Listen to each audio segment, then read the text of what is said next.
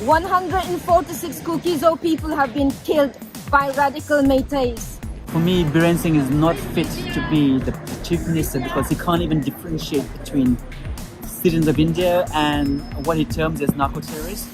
Brothers and sisters, we are here together to stand with honesty, integrity, unity and solidarity with our brethren in Manipur. It is an attempt to wipe out an entire people group. 41,425 persons have been displaced from their homes in relief camps. I mean, I think it's the logical conclusion of what's happened in India. I mean, not just in 2014, but particularly since 2014. And if the Hindi right regime is not checked, these kind of things will become more and more common. Essentially for us, it would be a death trap to go back to Imphal.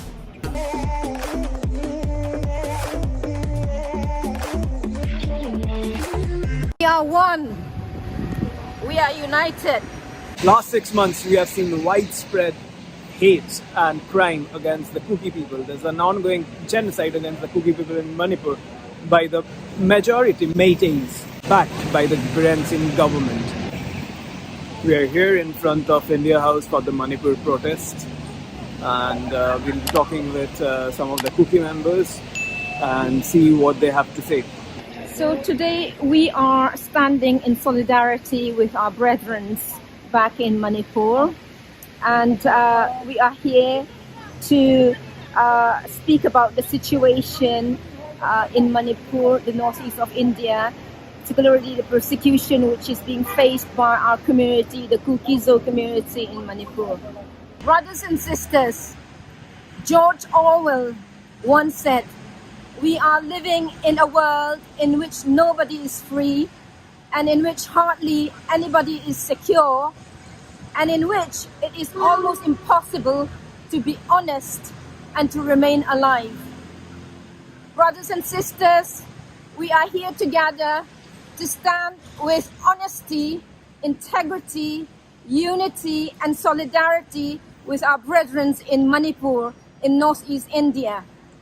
Since May, our Kuki-Zo community have suffered human rights violations. 146 Kuki-Zo people have been killed by radical Meiteis. Over 200 villages have been burnt. Over 7,000 houses have been burnt and destroyed. Over 360 churches and synagogues have been burnt. 41,425 persons have been displaced from their homes in relief camps. In the last 24 hours, there have been further incursions into More, which has rendered many innocent villagers homeless. Properties have been looted, vehicles destroyed, church money looted, shops vandalized. In Senam village, also similar destruction occurred. Homeowners' land deeds have been destroyed. The impunity with which these aggressors have acted indicates the level of confidence and patronage they have received from their leaders.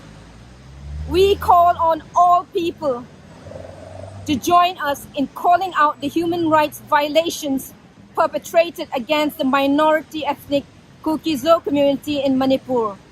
We request the Indian government with Prime Minister Modi to act now and stop the continuing acts of violence and injustices against the Kuki-Zo community in Manipur. We request the Prime Minister and Home Minister to urgently act to redress the victims.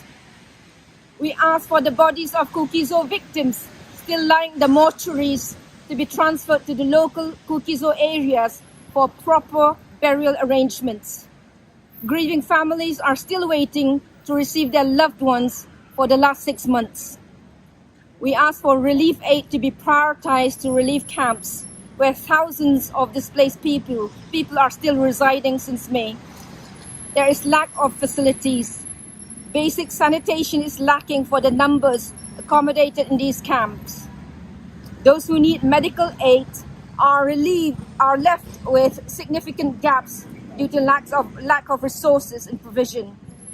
There are pregnant women, nursing mothers, newborn infants, for whom nutritional lack is becoming great concern. Primary immunization and other health needs to ensure or prevent common illnesses are lacking. So, what do you think about the genocide which is happening in Manipur right now? It's, I think, one of the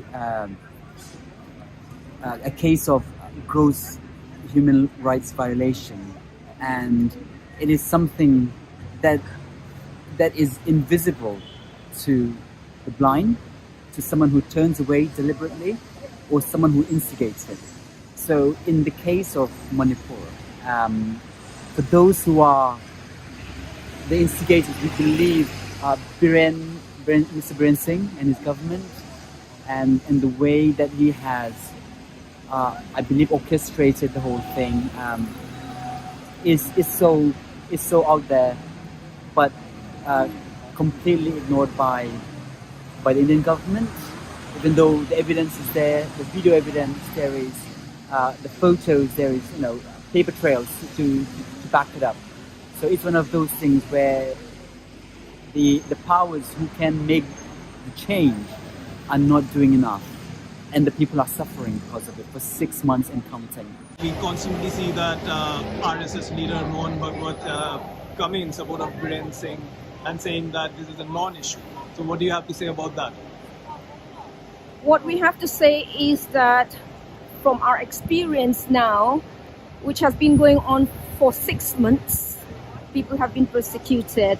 And this level of persecution could not have happened without some level of involvement of the various machineries in the states. I mean, I think it's the logical conclusion of what's happened in India. I mean, not just in 2014, but particularly since 2014. And if the Hindi right regime is not checked, these kind of things will become more and more common. So it's very important we mobilise about it and try and stop it, both from the point of view of human life, but also from the point of view of stopping the Hindutva regime in its tracks. Why do you think that the BJP government is supporting the Meiteis in this issue? I can only say because it is part of the same government. Maybe there are reasons bigger than bigger relationship between the central government and the Manipur government. I mean, it's incredible for a country which wants to be a superpower in the next 10-20 years to be ignoring what is going on, the gross violation of human rights in Manipur, in a small state, and expect the world to not notice and to go on as if nothing happened. So I can't say what it is, but I truly believe that there is something deeper, a deeper connection between the central government and the Manipur government. What do you think about Prime Minister Modi? Because he hasn't come out with any statement. Like when those women got paraded naked, that is when he said something, but that is also was kind of a deflection politics. So what do you have to say about the Prime Minister of India on this issue? The violence and aggression towards Kuki-Zo people have been going on since early May. And Prime Minister Modi only made those comments, a very brief comment, after the video went viral. There was silence from his side. And since that comment, he hasn't made any attempts to, raise the awareness or raise the issues or even offer any sympathies to the Kuki-Zo people in Manipur. And that is where the situation is. And it's fair to say we are aggrieved about that because he is the Prime Minister of the country. He's the leader of the majority party that is in governance in India. And the silence from him is deafening, and it really hurts us. Yes, there has been, since the current government came to power, there are numerous reports of minorities being persecuted, and I believe, it's possible that's part of the whole part of the problem. Yes. Violence against women here and abroad, end it now. Cover your sister next. Mera Paibis also, they were seen as a beacon of hope, but they are also on ground saying rape Kuki women and all of these things. What do you have to say about that? As you say, Mirapaibis were known as torchbearers for the communities, and they were looked up to not just by Métis but also other communities. But it's become a great shame that in this current conflict that they have been unable to hold on to the integrity that they used to have.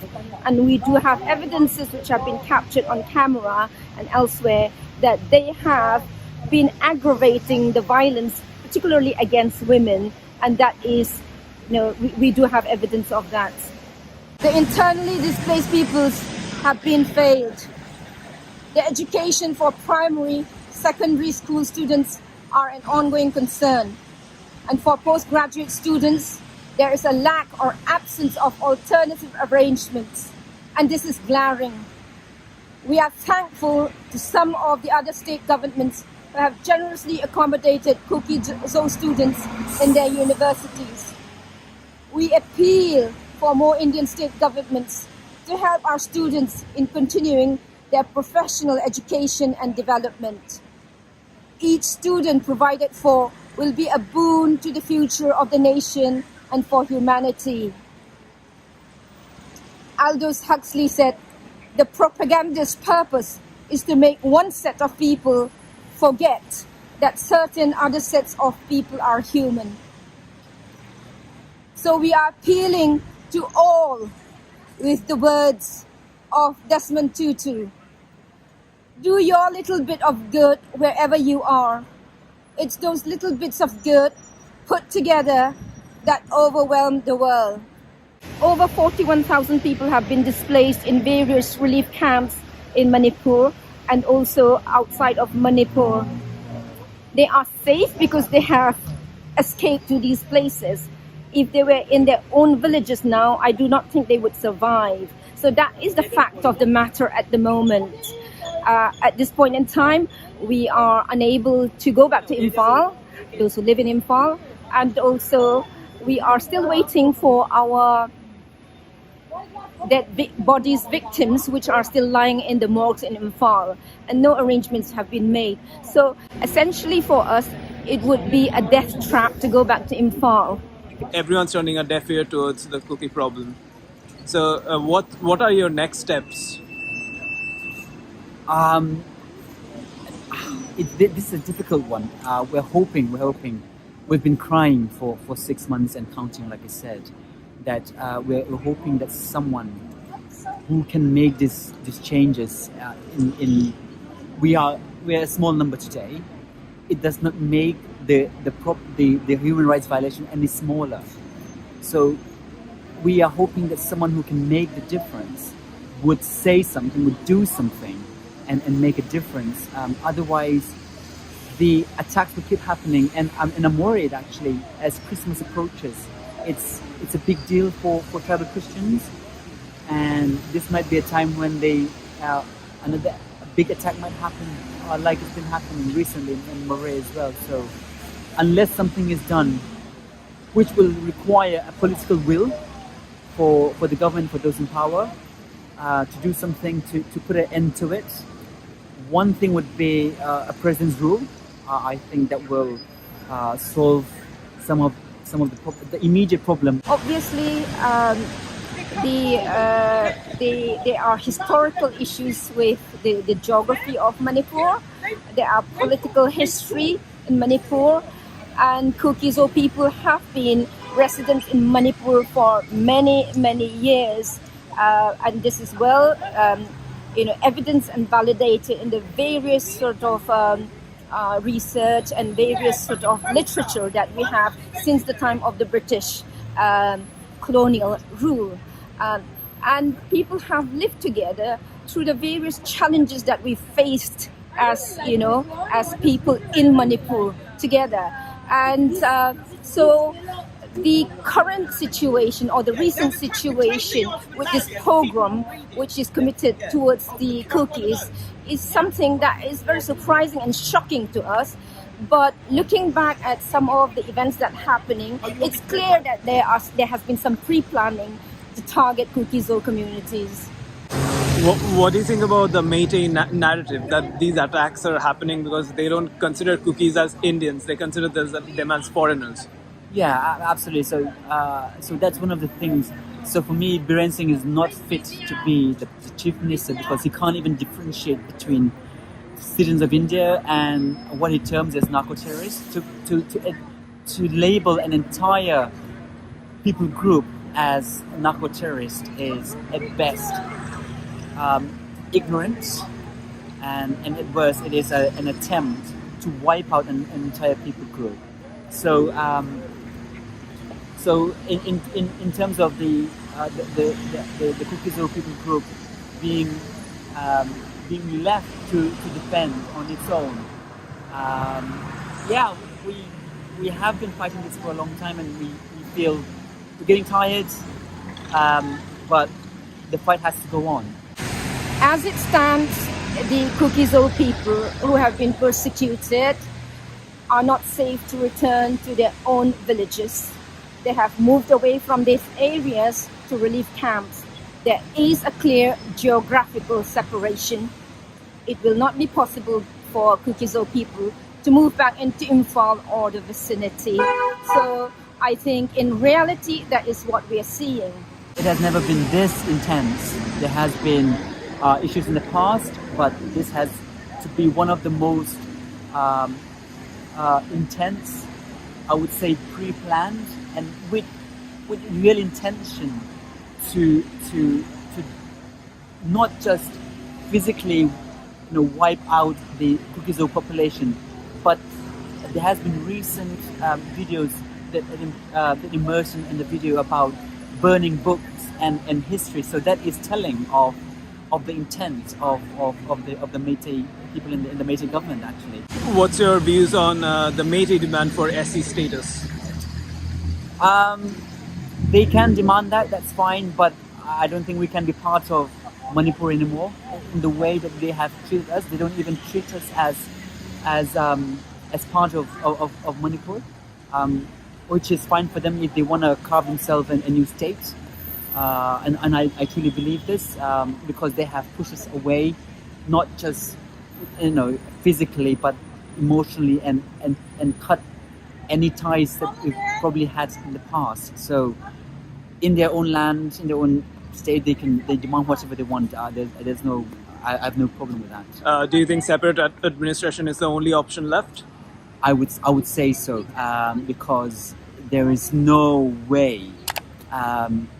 First of all, what has been damaged will take a long time to heal, and even that as separate administration between Manipur and the rest, even that will take a long time. So I cannot imagine within the same state those things to be solved so easily. So yes, definitely a separate administration would be the only answer.